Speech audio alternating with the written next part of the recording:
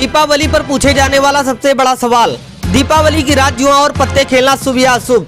जुआ खेलते हैं तो किन बातों का रखना चाहिए ध्यान? कितना भयानक है जुआ खेलने का इतिहास? दीपावली की रात आपको कई परंपराओं को देखने को मिल जाएगी। कहीं दीपावली की रात काजल लगाया जाता है तो कहीं सूप पिंडे की परंपरा है।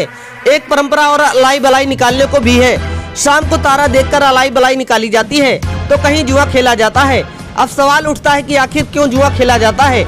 आज इसी बात पर दीपावली की रात जुआ खेलना कुछ लोग इसलिए मानते हैं कि दीपावली की रात एक बार भगवान शिव और माता पार्वती ने चौसर खेला था, जिसमें भगवान शिव पराजित हो गए थे। तभी से यह प्रथा दीपावली के साथ जुड़ गई। हालांकि इसके बारे में कोई ठोस सबूत या किसी ग्रंथ में नहीं देखने को मिलता है।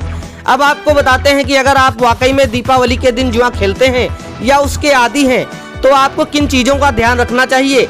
जुआ खेलते समय इस बात का बिल्कुल ध्यान रखना चाहिए कि यह केवल एक खेल है, एक रात के लिए खेला जाता है, जो कि केवल एक शगुन के तौर पर खेला जाता है।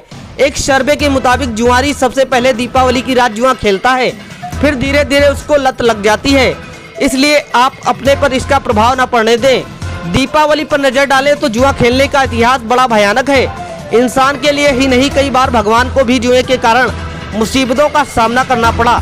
मान्यता है कि भगवान श्री कृष्ण के बड़े भाई बलराम ने भी जुआ खेला था और वह उसमें हार गए थे। कथा के मुताबिक कृष्ण और रुक्मिणी के पुत्र का विवाह रुक्मिणी के भाई रुक्मी की पुत्री से हुआ था। रुक्मी कृष्ण से बैर रखता था क्योंकि रुक्मिणी हरण के समय श्री कृष्ण ने युद्ध में रुक्मी को हराया था, जिससे उसका बदला लेने के लिए बलराम को जुआ खेलने के लिए आमंत्रित किया था। जुआ खेलते समय रुक्मी ने छल से बलराम को हरा दिया था। तब फिर भरी सभा में अपमान करने लगा। इस बात से बलराम पर गुस्सा आया और रुक्मिणी का वध कर दिया। रुक्मी के वध से विवाह मंडप में हाहाकार मच गया। वैवाहिक कार्यक्रम अमंगल हो गया। इससे पता चलता है कि जुआ खेलना हमेशा मातम को लेकर आता है। वहीं यह तो सभी जानते हैं कि महाभारत का युद्ध भी जुए की वजह से हुआ था। दुर्योधन और शकुनी ने साथ मिलकर किस तरह छल कपट से पांडवों को जुए में हरा दिया था और पूरा इंद्रप्रस्थ समेत सभी भाइयों को युधिष्ठिर ने दांव पर लगा दिया था। यह तो जग जाहिर है। धन संपत्ति ही नहीं, अपनी पति द्रौपदी को भी दांव पर लगा दिया था। जुआ हार गए थे, जिससे पांडवों को 11 साल वनवास जाना पड़ा। भगवान श्री कृष्ण अर्जुन से कहा था कि युधिष्ठिर को जुआ खेलने की आदत ना होती तो उनको भगवान का दर्जा मिल जाता, क्योंकि इसमें बाकी सारे गुण मौजूद थे। लेकिन जुए की लत के कारण उनके सारे गुण दब गए।